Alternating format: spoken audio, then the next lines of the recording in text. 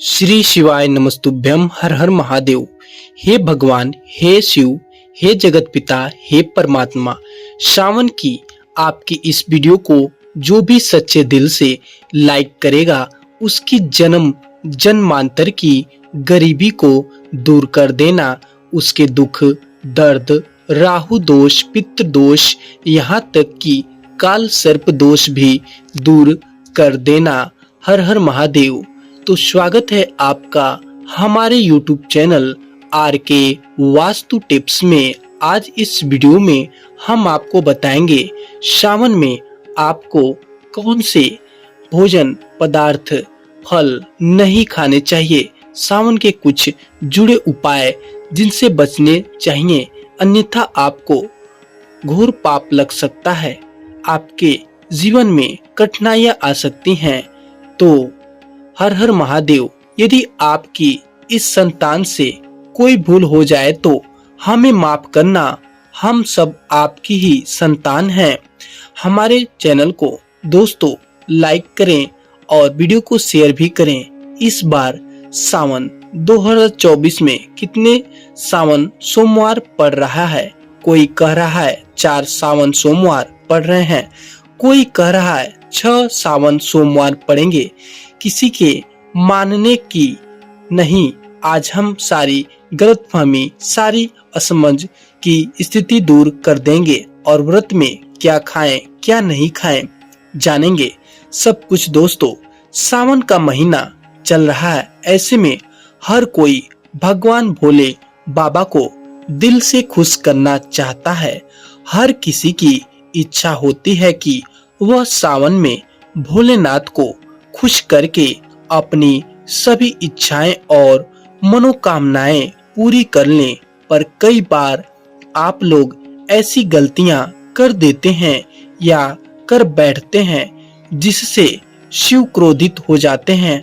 और यह बात तो आप जानते हैं कि भोलेनाथ यदि भोले हैं तो उनका क्रोध भी अत्यंत विनाशकारी होता है।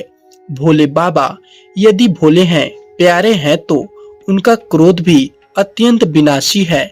दोस्तों, इसलिए अगर आपने या आपके घर में किसी ने व्रत रखा है या आप श्रावण को पूरे विधि विधान से पूजा करना चाहते हैं तो आज इस वीडियो में जो बातें बताई गई हैं उनको ध्यान पूर्वक सुनकर समझ लें। दोस्तों, श्रावण में कई ऐसे काम होते हैं जिनको करना वर्जित माना गया है।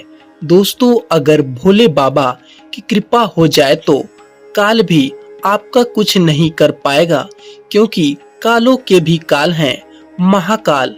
इसलिए अगर आप भी महादेव की कृपा पाना चाहते हैं तो सच्चे दिल से कमेंट बॉक्स में लिखें हर हर महादेव, ओम नमः शिवाय, और कमेंट में अपनी राशि जरूर डाल दीजिएगा। यदि हमारे पास सावन में आपकी राशि के अनुसार कोई उपाय होगा तो वह भी हम इस वीडियो में आपको जरूर बताएंगे।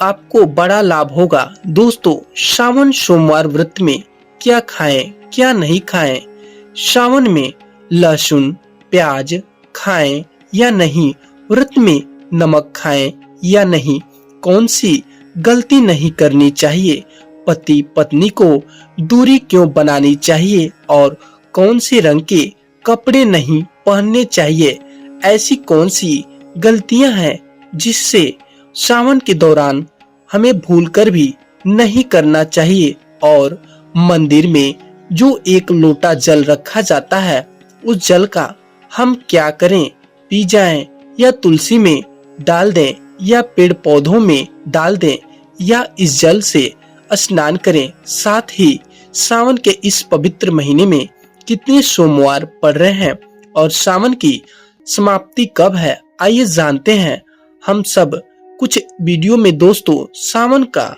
महीना कोई मामूली महीना नहीं होता। यह महीना साक्षात एक ऐसे प्रेम की सौगात लेकर आता है जिसका भक्तों को बड़ी बेसब्री से इंतजार रहता है। सावन का महीना इतना पवित्र होता है कि जिसका आप अंदाजा भी नहीं लगा सकते हैं। सावन जब गरजते हैं तब धरती का माता शुभ अत्यंत मंगलकारी विशेष स्नान होता है।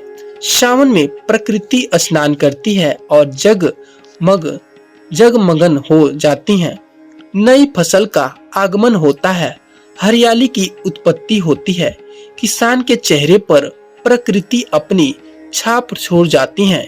सावन का त्योहार भारत में तो मनाया ही जाता है, लेकिन क्या आप जानते हैं विदेशों में भी सावन का पवित्र महीना बड़े जोरों से साथ खुशी के साथ मनाया जाता है।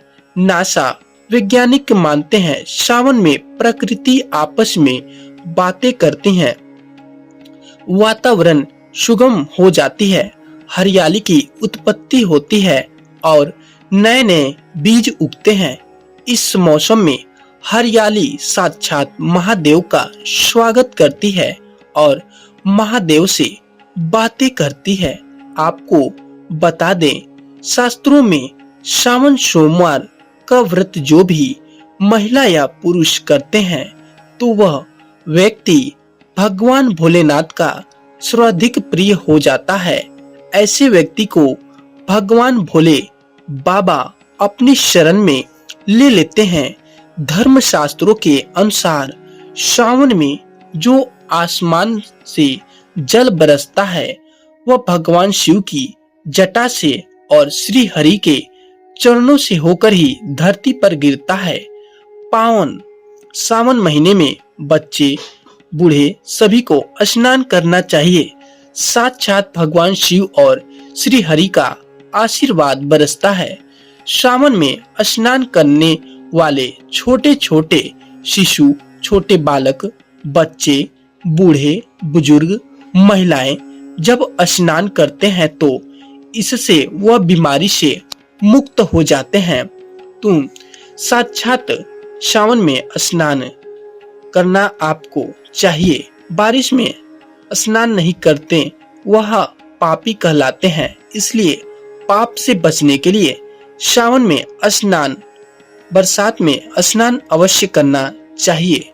बच्चे महीने के दिनों के हैं तो उन्हें बरसात की बूंद, थोड़ी सी बूंद मस्तक पर जरूर डलवाना चाहिए।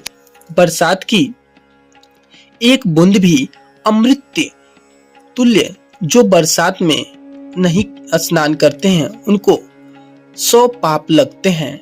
दोस्तों, जो लोग लड्डू गोपाल की सेवा करते हैं तो लड्डू गोपाल हमारे सदस्य की तरह होते हैं। हमारे बूढ़े अपने होते हैं, बड़े अपने होते हैं, हमारे घर के राजा होते हैं, किंग ऑफ द वर्ल्ड होते हैं। तो ऐसे में भगवान श्री कृष्ण को या लड्डू गोपाल को बरसात में स्नान अवश्य कराना चाहिए। सावन की पहली बरसात में लड्डू गोपाल को स्नान जरूर कराएं।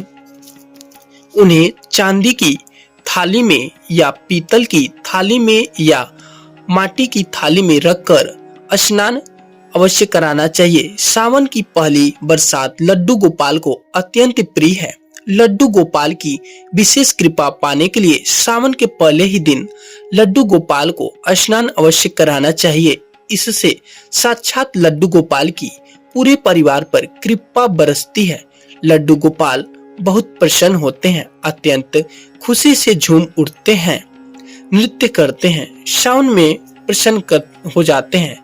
दोस्तों, सावन में कांवड़ यात्रा का क्या कहना? शास्त्रों के अनुसार माना जाता है कि सबसे पहली कांवड़ यात्रा भगवान परशुराम ने भगवान शिव को समर्पित अपने कंधे पर उठाई थी। तभी से भगवान शिव को प्रसन्न करने के लिए कांवड़ यात्रा की जाती है। दोस्तों, लेकिन क्या आप जानते हैं सावन में 10 ऐसे नियम हैं जो आपको जानना बहुत ही आवश्यक है। अगर इन नियमों का पालन अगर आप अपने जीवन में नहीं करते हैं तो आपको भगवान शिव के क्रोध का सामना करना पड़ सकता है। आपका पूरा परिवार गरीबी, निर्धनता और बर्बादी का सामना कर सकता है। दोस्तों, आज की वीडियो में बहुत ही सुंदर वीडियो होने वाला है, तो वीडियो में अंत तक जरूर बने रहें और चैनल को सब्सक्राइब जरूर करें और कमेंट में हर हर महादेव ओम नमः शिवाय लिखें। वीडियो को लाइक करें। आइए जानते हैं दोस्तों, सबसे पहले जानते हैं सावन व्रत की तारीख। पहले सोमवार का व्रत 22 जुलाई, दूसरे सोमवार का व्रत 29 जुलाई, तीसरे सोमवार का व्रत 5 अगस्त, चौथे सोमवार का व्रत 12 अगस्त, पांचवा व्रत जो है 19 अगस्त को रखा जाएगा। सावन पवित्र महीना 22 जुलाई को पड़ा है और इसी दिन सावन का पहला व्रत सावन सोमवार पड़ा है, जो कि बहुत ही शुभ और अत्यंत दुर्लभ मंगलकारी माना जा रहा है। पहले दिन सावन सोमवार का व्रत विशेष दुर्लभ है। कई सैकड़ों सालों के बाद जाकर के महासंयोग आ रहा है। इस शुभ दिन पर लाखों करोड़ों श्रद्धालु लोग व्रत अवश्य रखेंगे और व्रत में कई ऐसी चीजें खाएंगे जिससे व्रत की पूर्ति होगी। शिव व्रत सावन सोमवार व्रत पूर्ण माना जाएगा, लेकिन ऐसे में हम जानते हैं व्रत में क्या खाएं और क्या नहीं खाएं। दोस्तों, अगर आप अपने सावन सोमवार का व्रत रखा है तो आप इस दिन स्वास्थ्विक ही भोजन करें। यह निर्जला व्रत नहीं होता है, इसलिए इस व्रत में सेंधा नमक से बनी चीजें खा सकते हैं। अगर आपने फल खाने पर संकल्प लिया है तो नमक भूलकर भी ना खाएं। आप फल वगैरह ही खाएं और कुछ मत खाना। वैसे तो बाहर गन्ने का जूस मत पीना, उसमें नमक पड़ा होता है। बर्तन कोई कितना भी साफ कर ले, नमक रह ही जाता है। बाहर का जूस भी मत पीना, उनके बर्तनों में भी नमक पड़ा होता है। जो हम घर में देखभाल कर लेंगे व्रत की, वह बाहर नहीं कर पाएंगे और वह नमक आपके मुंह तक जाएगा तो आपका व्रत खंडित हो जाएगा। व्रत में नहीं पीना चाहिए पानी, उसमें कई केमिकल पड़े होते हैं जिससे व्रत टूट जाता है। व्रत में आपको जूस, ठंडा, कोल्ड ड्रिंक नहीं पीना है और व्रत उससे टूट जाता है। व्रत में लंबे समय का रखा हुआ भोजन कभी नहीं करना चाहिए। वह दूषित भोजन कहलाता है जिसमें विष होता है। दोस्तों, सावन में कई बार शुक्रवार का दिन पड़ जाता है तो खट्टा भूलकर भी मत खाना, क्योंकि माता संतोषी इस दौरान जागृत अवस्था में होती हैं, वह रुष्ट हो जाएंगे। इस दिन आप अपनी पूरी इमली की चटनी वगैरह, खट्टे फल वगैरह जाने अनजाने में भी मत खाना, क्योंकि इससे माता संतोषी क्रोधित हो जाती हैं। एक बार माता संतोषी रुष्ट हो गई तो आपको जिंदगी भर कष्ट भोगना पड़ेगा। माता रानी भोली हैं, पर सावन के महीने में जो भी शुक्रवार के दिन खट्टा खाता है उसे परेशानी और माता के क्रोध का सामना करना ही पड़ता है। सावन में साधारण नमक फलों पर लगाकर या अमृत के बीच में भरकर भूलकर भी नहीं खाना चाहिए। आप सेंधा नमक फलों पर लगाकर खा सकते हैं। सावन के व्रत में चाय पी सकते हैं, लेकिन चाय में नमक मत डालना, इससे हड्डियां गल जाती हैं। सावन के व्रत में दूध नहीं पीना चाहिए, इससे भगवान शिव क्रोधित हो जाते हैं। सावन में हल्दी में दूध पीने से भयंकर श्राप लगता है। सावन में बच्चों को दूध पी लेना चाहिए। घर में बड़ों को दूध नहीं पीना चाहिए। यदि कोई बीमार है, किसी कारणवश यदि दूध की आवश्यकता है तो उसे पी लेना चाहिए। यदि सावन का व्रत अगर आपने मीठे पर रखा है तो आप मीठी बर्फी भोग लगाने के बाद खाइए। शिव को भोग लगाने के बाद खीर पराठा या दही पराठा खा सकते हैं। मीठी मिश्री खाएं या आटे का मीठा चावल बनाकर आप खा सकते हैं। यदि व्रत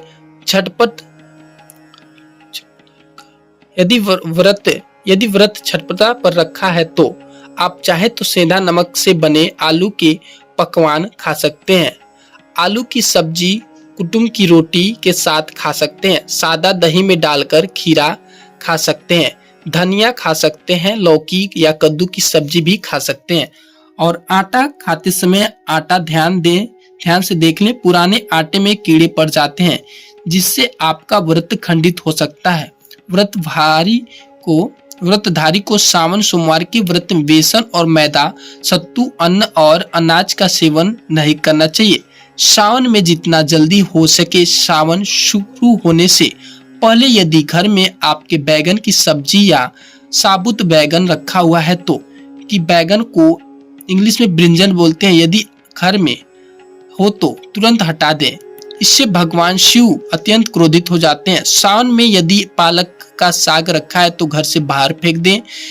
सब्जियां सावन में खाना वर्जित होता है, खासकर बैगन तो घर में भूलकर भी नहीं रखना चाहिए, नहीं तो घर कंगाल हो जाएगा।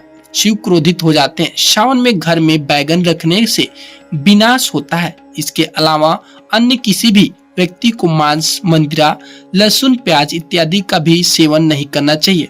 वह व्रत रखने वाली व्यक्ति को धनिया पाउडर, मिर्चा पाउडर, सादा नमक का सेवन भूलकर भी नहीं करना चाहिए। गरम मसाला या पैकेट पर सामग्री बिना पढ़े कोई भी बंद पैकेट कुछ भी नहीं खाना चाहिए। पैकेट में भी लहसुन प्याज पड़ा होता है, आप कभी इंग्रेडिएंट्स पढ़ सकते हैं। लहसुन प्याज सबसे ज्यादा इस्तेमाल होता है डब्बा बंद चीजों में, और सावन में यदि हमने गलती से यह चीज खा ली तो हमारा व्रत टूट सकता है। सावन में चाहे आपका व्रत हो या ना हो, किसी भी व्यक्ति को खड़ी पालक नहीं खाना चाहिए। और वहीं पत्तेदार सब्जियां पालक, मेथी, लाल भाजी, बटुआ, पत्ता गोभी जैसी सब्जियां या साग सब्जियां भूलकर भी नहीं खानी चाहिए। यह जहर के समान मानी जाती हैं। इसमें कीड़े आदि होते हैं, सांप बिच्छू वगैरह आ जाते हैं। और जो भी व्यक्ति सावन में बैगन की सब्जी खाता है उस व्यक्ति को घोर पाप लगता है। इसी कारण से लोग द्वादशी और चतुर्दशी पर बैगन नहीं खाते। पत्तेदार सब्जियां क्यों नहीं खानी चाहिए, इसके पीछे एक कथा में है। आपको बताऊंगा दोस्तों, सावन के पवित्र महीने में कौन सी गलतियां नहीं करनी चाहिए। यह गलतियां पाप का भागीदार तो बनती ही हैं, साथ ही साथ ऐसा व्यक्ति नरक में जाता है। सावन में घर के सभी लोगों को सुबह जल्दी उठना चाहिए और जितना जल्दी हो सके कम से कम पहला स्नान अवश्य करें। परिवार में सबको स्नान करना चाहिए। यदि कोई बीमार है तो उस पर गंगा जल के छींटे मार दे। सावन में किसी भी गरीब का अपमान न करें, क्या पता उस गरीब के रूप में भगवान शिव हो, क्योंकि भगवान शिव सावन में अपने भक्तों की परीक्षा लेने आते हैं। सावन में देर तक सोने वाली महिला का व्रत पति बर्बाद हो जाता है और उसकी मृत्यु निकट भविष्य में जल्दी हो जाती है। इसलिए पति के उठने से पहले सावन में हर स्त्री को जल्दी उठ जाना चाहिए। भगवान शिव की कृपा पूजा करनी चाहिए। सोमवार व्रत आपको अवश्य करना चाहिए। ऐसा करने से धन लक्ष्मी का वास होता है। सावन में पति पत्नी को सहवास करना चाहिए। अगर आपने व्रत रखा है या आपकी पत्नी ने व्रत रखा है तो आप दूरी बनाए रखें, क्योंकि इस दौरान ऐसे व्यक्ति भगवान शिव की शरण में होते हैं। सावन में घन घोर काले वस्त्र पहनकर शिव मंदिर में नहीं जाना चाहिए। चाहे तो आप घर में काले वस्त्र पहन सकते हैं, लेकिन मंदिर में भूलकर भी मत जाना, और न ही व्रत में काले वस्त्र पहनना चाहिए। वैसे तो सावन में लहसुन प्याज नहीं खाना चाहिए, पर यदि आपका व्रत है तो उस दिन पूरे परिवार को लहसुन प्याज से परहेज करना चाहिए। सावन के महीने में घर में गंदगी नहीं होनी चाहिए, इससे प्रकृति नाराज हो जाती है। सावन में आपके घर का जो मंदिर है उसमें माचिस के खाली पड़े डिब्बे या माचिस नहीं रखने चाहिए। सावन में घर में किसी भी व्यक्ति को गाली नहीं देने चाहिए, चुगली आदि नहीं करनी चाहिए। पत्नी चाहे आप शब्द नहीं करने चाहिए। पति को अपशब्द कहने नहीं चाहिए, इससे भगवान शिव आपको श्राप दे देते हैं। सावन में जो भी व्यक्ति दूध में हल्दी डालकर पीता है उसके ऊपर महाकाल का क्रोध बरसता है। सावन में बाल, नाखून, दाढ़ी वगैरह नहीं बनवाना चाहिए, यह आपको पहले कर लेना चाहिए। कोई ज्यादा समस्या हो तो आप ऐसा कर सकते हैं, पर शिव जी से क्षमा अवश्य मांग ले। सावन में शरीर पर तेल नहीं लगाना चाहिए। यदि आप व्रत हैं तो आप शरीर पर तेल ना लगाएं। दोस्तों, माता पिता का सम्मान करना चाहिए। माता पार्वती और पिता भगवान शिव को माना जाता है, इसलिए माता पिता में इन दोनों का वास होता है। माँ पिता का आदर करने से भगवान शिव और माता पार्वती प्रसन्न होते हैं। सावन में देवी देवताओं से जुड़ी कोई भी शुभ चीज उपहार के तौर में कभी किसी को मत देना, नहीं तो भगवान शिव आपके घर से सदैव के लिए चले जाएंगे। दोस्तों, अब जान लेते हैं सावन के इस पवित्र महीने में शिवलिंग पर कौन कौन सी चीजें नहीं चढ़ानी चाहिए जिससे आपको पाप न लगे। शिव पुराण के अनुसार शिव भक्तों को कभी भी भगवान शिव को तुलसी, हल्दी और सिंदूर सहित यह 6 वस्तु नहीं चढ़ानी चाहिए। पौराणिक कथा के अनुसार केतकी के फूल ने ब्रह्मा जी के झूठ में साथ दिया, जिससे नाराज होकर भगवान शिव भोलेनाथ के केतकी के फूल को श्राप दिया। इसलिए केतकी का फूल शिवलिंग पर नहीं चढ़ाना चाहिए और वही नारियल का पानी भी शिवलिंग पर कभी भी अर्पित नहीं करना चाहिए। शंख में जल भी भगवान को नहीं चढ़ाना चाहिए। वास्तु शास्त्र के अनुसार सुबह 5 बजे से लेकर 11 बजे तक शिवलिंग पर जल चढ़ाना बहुत शुभ और अत्यंत मंगलकारी होता है। कभी भी शाम के समय शिवलिंग पर जल न चढ़ाएं। शास्त्रों के अनुसार शिवलिंग पर काली मिर्च चढ़ाने से रोगों का नाश होता है। इसके लिए साथ ही सुख समृद्धि की प्राप्ति होती है। घर में